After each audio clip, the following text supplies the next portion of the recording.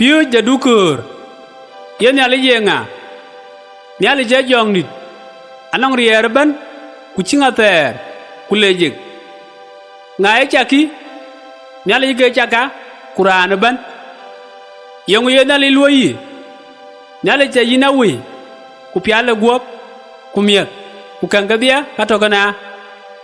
yong kor nyali buya loy nyali ya kor buya ya gam buya niat kubuya dor kubuka da ya loy ni ndia te pirwo lew ku nyali nangam nyali ya chuye lew nangam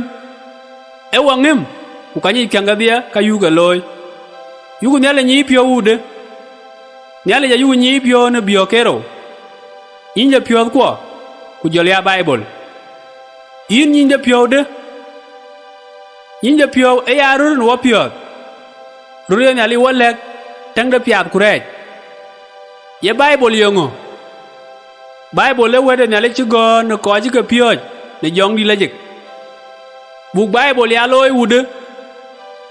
apia bu ya chiri ni ndia ku ti ku nyale bu nyichi ku bu wel ka ya loy ci bible tek ya de bible le tek de ro lek ter ku lek jot ye lek ter wa Pioc ngo lek ter wa Pioc ni chang nyal ku penye ban ku nyuzi ye nyalik ra nyuot koj ni nebi wir koj nim ni nyot berat yal nyuot ban ne krisowich ye luwa de koy ko yugo yok arit ni lek terich waya wil jui ke luwa de juda yok ni lek terich ye juda yigiti noy juda ka ye mit ke Israel ke dinda Abraham kinalik ke loj ke ye jude pe chorin ke pandit de pindende pandi den Jerusalem panato yakalutin ke loy Solomon melek ne juda ni nyali ter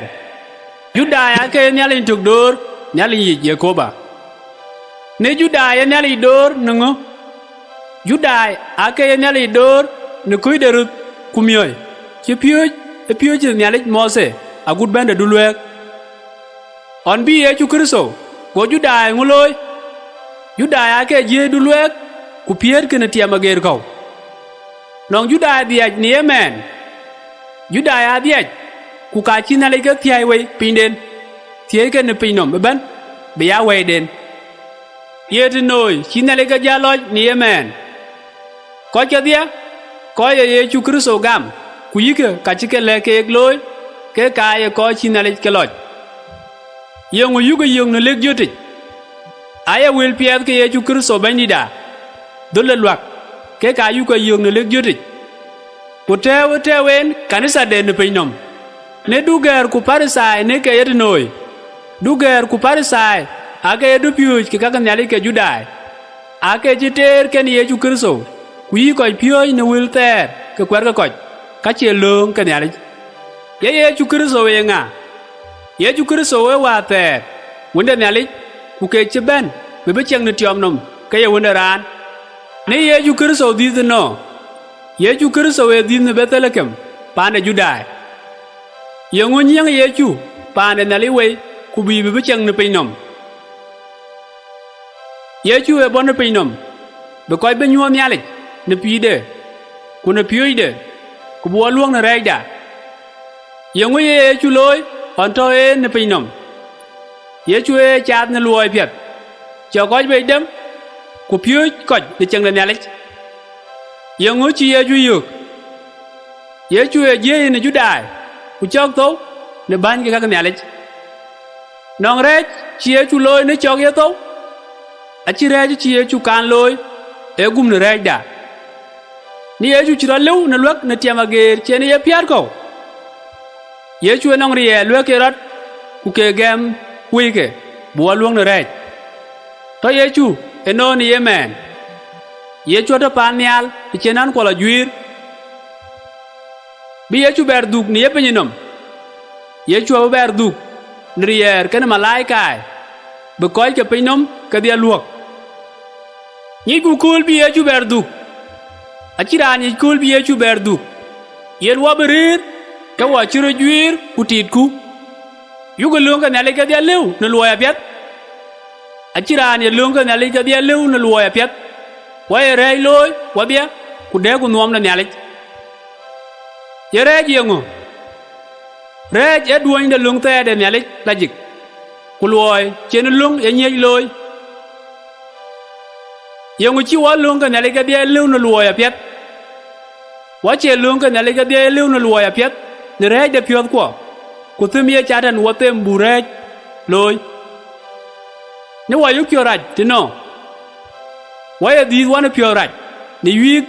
ne chi adam wi ku kwada ni ya dem kana kawa lu nyali rej de ake chi nyali ke kan chak ke chi rej go ku wil ka cha dan ping ku je ke nyali chingo bulo ye de ni je chi adam kana kawa nyali jai go rej ben pinom ku kwen diu chuk ku bij ku tho ye cha tan nga cha tan mane chol durit e jong raj e chi ter kana nyali pa mial go chi Ayuen yong ye cha tan loy amen cha tan ne goi dom ku ye ga tem bi rej loy nong cha da rier cho ken wa loy rej cha tan ne lu ne tum ku wa ye tum de lu ne den ne kuin de nyali ye malaika ye ga noi malaika ye ti be nyali luoy nyal ku ka ye ga tuwe won nyali bi wa ya kon ku gel ku wa ye bio kero to kana ran ben yi kango ran anong bio kero go ya guop mani ku lew na ngem ku jole atiep ku chu ye lew na ngem ye ngo yende ti chi ran to guop de ke dung ne tiobe ku duk tiep de nong nyali bengu loy ye de te tugu pinom ni ching nyali ya be koy luo ka bien Yesu Kristo ne kul chien yongo de betuol ti chi lung dit tok ko ja Kristo abete gwe ne ko che ko ke yi be ko ke Yesu nango abanang pira ter ken nyali pan nyal ti chi rej ku dinde pio ku tok ku to lo lo tin be ko je Kristo nango abanang te gwe ater nong nyali ti de we guom che jwe duriet kene malaika ke ye long yengo long ya manda wana nyali ku yu ka ngangu ke tien ye nyali wa lew ne ping te jem wok wana yen nyali je wa lu ne ping ku ka chi long de ran ye jai te ye ne long ne pioni ye nyali ke lu ni yin wo ke ga yu ke ti de long da nyali je wa yen ka yu ke ti te tung ke kene ye pio ni ke lan pia ke ena wo nen nyale nyu wa mi eren wong nango nyale je nyu wa mi eren wok ne tu chen wan tung de tuoj Yesu Kristo bo wa ne reja ni Yesu war wa nango Yesu war wo ne ku chere de pinom e ban koy ne rot yongo ye to buloy bu waluok wa pio dil ne wil ne rejai ku gam ku Yesu Kristo bandit ni ye dulweng da luel de wil de pio ko wil de pio e we de tek bu rej yaman ku miar ku pia luel de gam de Yesu Kristo bandit ko gam de Yesu Kristo bandit e ge bi waro dia gayen ni ye dulweng da yetok ku loy bi wa wil ke ya loy ni ye bandit da yengo ye nali luwe wo tiye wo Yesu Kristo gam tiye wo Yesu Kristo gam kenel ja pereida kuwe wona chwal ben ku chowa ye mitke yengo ye mitke nale nyuot mitke nale aye mier ke nale ke nyuot ku mier ke rut bungu ya dil ne pel te non wo pio lu ku nyale wo be duo de kokpol ku kanga dia kay wo pin ne riwri wo nyale ye don chi Kristo to ne tiama geer ko ye wo pio ngo ton chi Kristo to e wo pio ne re dit re chi kraj ku dit wer chen wo wat de ye de re chi ye jon chi Kristo rojot ne to ye wo pio ngo jon chi Kristo rojot e wo pio ne rier bi ne le wo chogerier ku pila jing jut che mani chen Kristo chogerot ne to yengo ye wo sande wek pe ni ye kulajik ku ku che kul la daro e kul jor ye churat ne towit ni ye chu jorat ne towit ku lere no e jorat ne towit ku duk pan nyal ye ngu chi ye chu le ko chwich ke ye bi yen ke pan ngoten ke kin gwa dung nyal e chi ye chu le ke yen be jong di la jik tuoj bia dudut chik ben ya yit na ke wil ke jong di la jik e ko chwich ke ga dia belon na kulle te di pan Jerusalem liu to wana jong di la jik amen nyali ja jong di la jik yen ko ke dia ko ye chu gam ku yik wil ke loy yel wore jong di la jik ngunu wa Pioc luoy de jong di la jik eke e wo chok la jik ku dog won yiti ke dia yel wele diang di diengo diang di nyali wun ku nyali wa ku nyali jong di la jik aye dia ku kaye nyali intok yel wel de kanisa catholic la jik yengo kanisa catholic la jik e dunde ko ye chu kristo gam ton pe no ben yenga enom de kanisa Yesu Kristo yen kenom de kanisa aye tit ku ngem ku ke chilwel yen bia chang waye yel wa ngo chinyale yen kanisa bia loy duo chinyale yen kanisa e tie de wil piet ke Yesu Kristo ne pinom be pinjuir ne dung ben berdu ye baptis yengo baptis de chinde diet generan berdi ne gam men Yesu Kristo Yang ye wo ko nang Pioc bi ya ker sa no baptist elongu chi Yesu Kristo le wo ye bu ko ja baptist ne piu ne rin ga diang dit ko ye gam yang bu kan ya dil ne luoy ne bu baptist wo chi be ya go baptist angor ku ka wo kin wo Pioc wo wel ne rai da ban ku gam ku Yesu Kristo ni ye ka pien ngo yu ka yok ne baptist Baptist e wa nyuot pel chi nyali rai da pol ku din chen wa ber di ne pila jik ku dom ye nyali wa dop ye ku mitke e baptist ye wa luo achira ne baptist lu ne luak e gam ye ran Yesu Kristo gam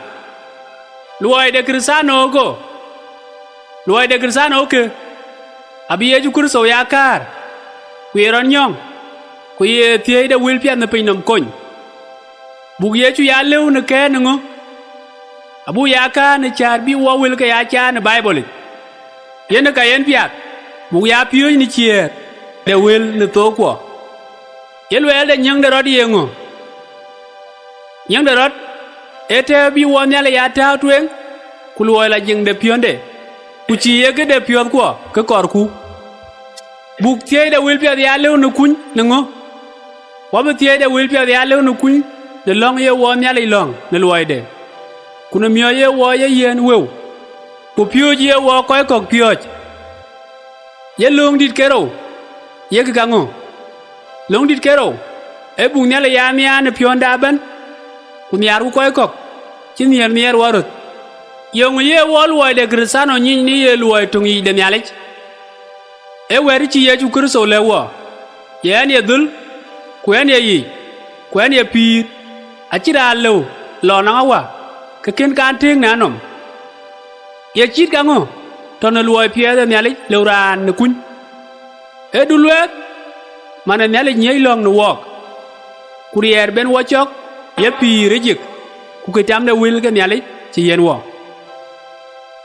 yonguraj ne dum de ran kweje ne ya lwak apia bu koch kok ya luwe ke nong wo Pioc bi ya luwe wo ku chang chi nyali ko cha ka dia ke cha lwek ra dia ju ji de ti chen ye ting tuk on go je kang ke nyali je chieng mo ting tuk ku le ye chu wo ya ye mo ku tik ka ye tuk pia de nong ran pio pel ting de a che yen ara je pel ran ting de te kinen ko yin ya yo nyali nyin ku ni Yesu Kristo nyin yen man be koy piru ko je to luk kono tuolde ku chengde ya ye wit ne wet ye kong ne luoy ti ne lew ka ti ne ye lew ye jon ye we ku ye yuk ne gom di ban kene Pioc Tunde Paulo metuj lek timisoi de row chokti ne ngwan ko chier chokti ne tok agude chokti ne row nerin ge Yesu Kristo banida amen.